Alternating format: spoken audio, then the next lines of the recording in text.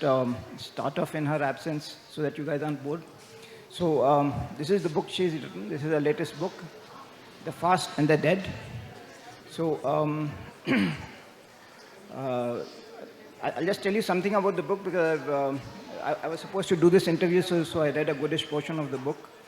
And when I actually first got the book, I was a little, I thought, it's not a very, the title I found, kind of boring.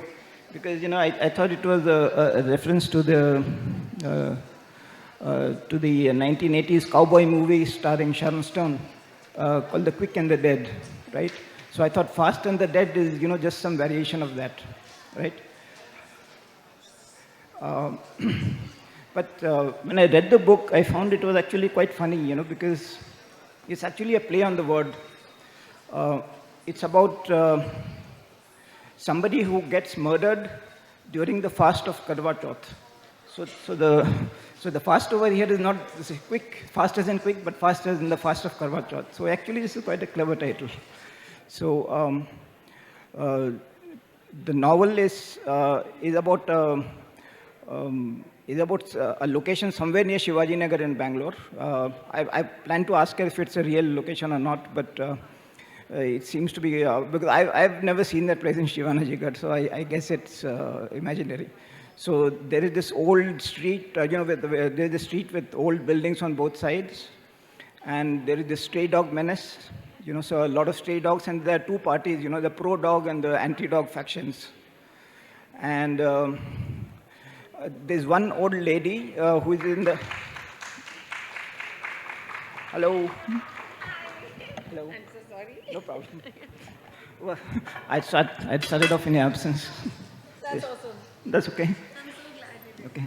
So I was just giving a bit of the blurb. Is that okay? Yes, of course. Would you like to do that? No, come on, you're doing great. Hello, I'm so sorry I'm late. It was just bad planning. Okay. Sorry. So happy to be here. Yeah. Hey, Pashupati. Okay. So there's this place called, pardon, Habba Gali, right? So apparently this, is it a real place? I wanted to ask you Is that. it what?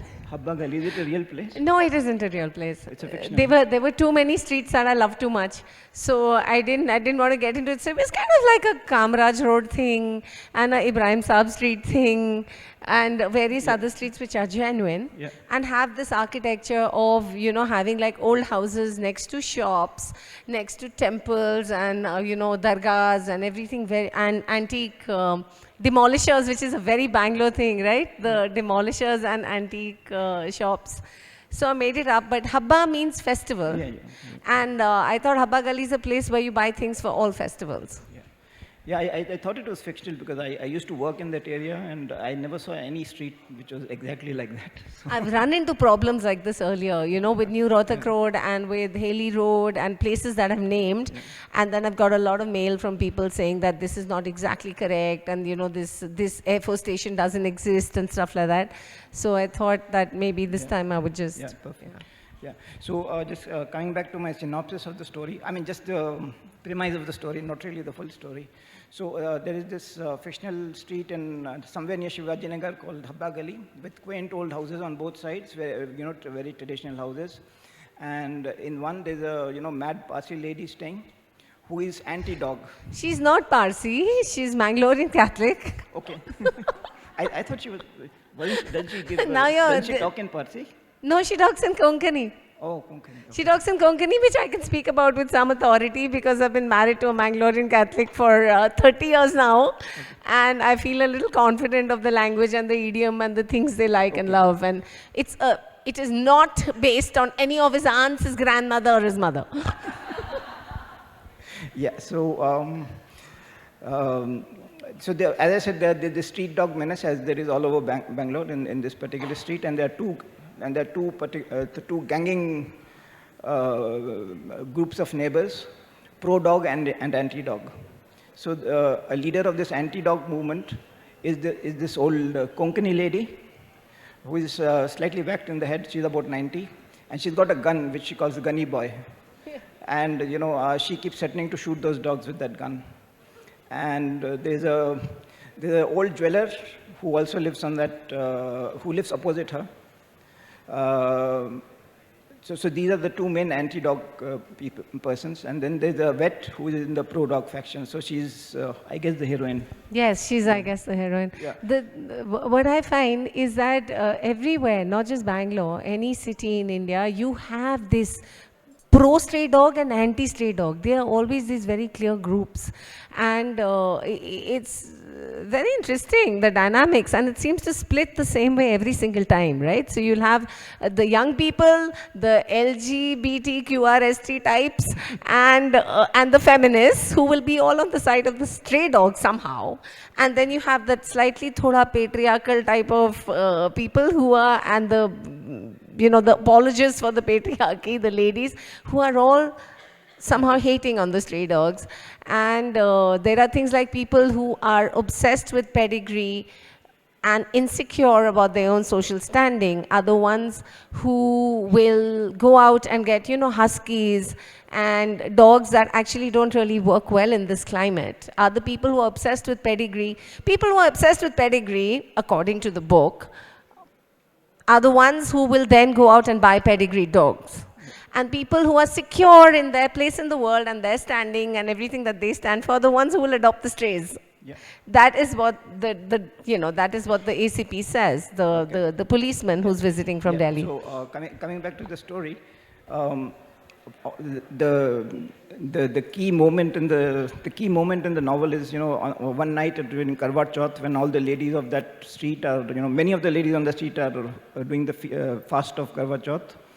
They shut off the lights, because they want to see the moon, and then the dogs start howling. And this old lady, her name is Dondi. Her name is, right? Dondi Pais. Dondi Pais. So this old lady, she gets she gets absolutely furious that day, and she actually pulls out Gunny Boy, which is a kind of a huge elephant gun, right? Yeah, it's kind of what in North India they would call a Donali. It is like a double-barrel shotgun. Yeah, okay. She's a coffee planter, right? She has an estate somewhere in Sakleshpur, and so she has a double-barrel shotgun, and she takes out the shotgun and she decides to shoot at the stray dogs that night, and she kills the jeweler by mistake. Yeah, so but is it an accident, or is it a murder? Has somebody taken the has somebody, because after she shoots, she drops the gun. Has somebody picked up the gun and actually shot the jeweler? So that is what the whole story is about. So I won't give that away, because otherwise you won't buy the book. So that is basically the blurb of the book, right? Yeah. Well, this book is, it's 2-3 things. One, it's the first book I've ever written that's set in Bangalore, so I'm very nervous about that. All my previous books have been set in Delhi or Bombay or Kolkata or, small fictitious towns in North India. So this is my first Bangalore book. I've been living in Bangalore for the last 9 years. I'm very nervous about how it'll be received and how good my Bangalore creds are, and I'm, a little nervous about that. But it is also a bit of a love letter for me, to the city. It focuses a lot on Shivaji Nagar, which is the district of Bangalore that I know best, and I felt most confident about writing. Shivaji Nagar people also speak a lot of Hindi, I think. I mean, I could be wrong, please correct me. But a lot of Muslims and a lot of Marwaris in Shivaji Nagar who all speak Hindi. Okay. And before you came, I told them about the play on words in the title. So am I right in thinking it's a play on word on The Quick and the Dead by Sharon? Yeah, well, of course. There's the Fast and the Furious, there's the Quick and the Dead, and here we have the Fast and the Dead, because it's about the Karwa Chauth fast, which again I find is something so interesting, because it's very polarizing. There are some girls who are full-on feminists, and they will still keep Karwa Chauth for their husband or for their mothers-in-law very often. So you don't know, it's problematic, the politics of Karwa Chauth, Is it just about married women sort of flexing at single girls and saying, look, I have a man, you don't? Is that it? Or is it just simple faith, that your loved one should have a long life, and how that slices up, how it goes with the whole thing of this re-embracing of roots that Indians are coming around to now. So it was all that kind of thing, and the premise, I'm a Rajput girl, good little Rajput girl long ago. And my mother drilled into my head that if I broke my Karwa Chauth fast and I ate food before the sun rose, then I was endangering my husband's life. The moon rose, sorry. I was endangering my husband's life. And that's also kind of the premise of this book, because this woman fights with her husband and she breaks the fast early. And she eats like momos and nipattu and like donuts and stuff before the moon comes up. And her husband gets murdered 2 hours later, which was kind of fun. So, or even puns like Oi Bubbly, which celebrate the fact that the Pepsi is bubbly, but also acknowledges the fact that bubbly is a very popular name for girls in India and a kind of a sexy little name for girls. So I enjoy that, you know, I enjoy the fact that in India, all of us are at least bilingual. And more of us are more, you know, we are trilingual, or we're like, we can speak many languages. And for me, just a search for authenticity. I feel if someone is going to talk in Bangalore, then they will say Audu and they will say Illa and it will creep in. And why should I then not include it? As long as I don't let anybody feel out, sort of left out by sort of explaining kind of like what Audu or Illa might mean, you know. So for me, it's about being authentic. And I also realized beyond a point that there are 1.4 billion Indians and counting, and I can sell enough copies right here and make movies right here, so I don't have to worry about excluding people in the West or, you know, going international and so on. So that's a call I took very early with my first book. Okay. Yeah. Okay. And as a humorist myself, you know, something I love about your book, you know, is the number of jokes you've got in it. It's virtually, there's virtually a joke in every paragraph. And I just like to read two that I particularly liked. This old lady, you know, the one who shoots at a dog, Dondi Pais. In one place you described her, somebody describes her as, she looks like the Queen of England gone bankrupt and browner. So that was a good line. That was a nice line.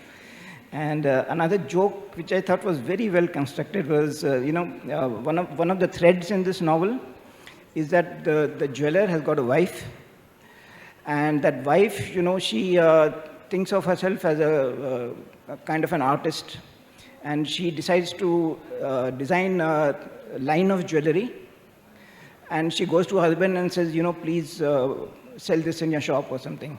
And he turns it down, and she feels very angry and humiliated.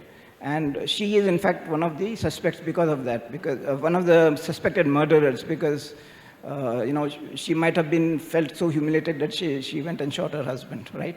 But the joke is here.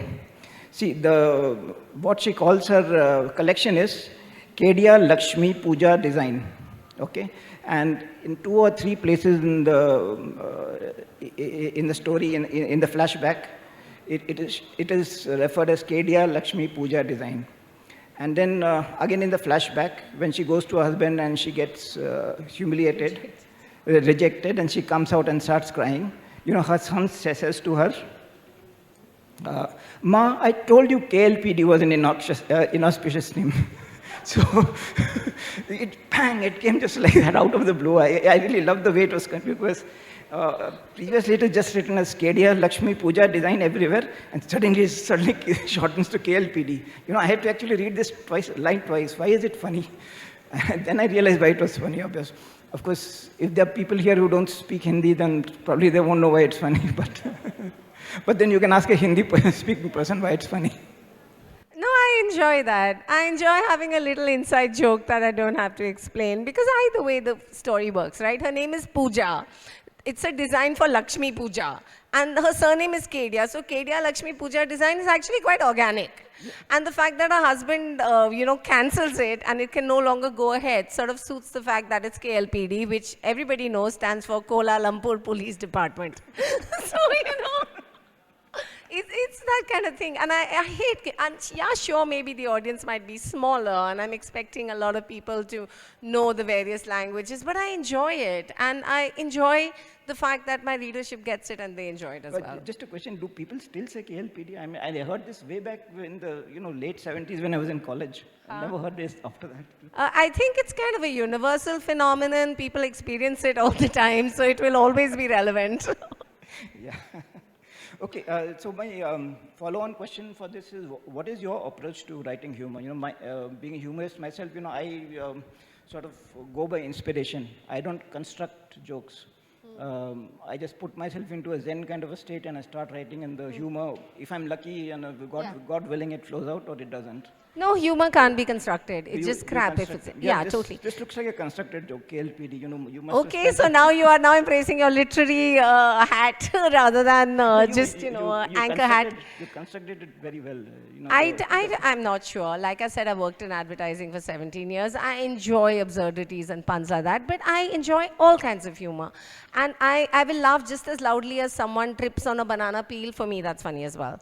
I will laugh if somebody doesn't trip over a banana peel and walks ahead and then trips over something else. That's also funny for me. So I enjoy situational comedy.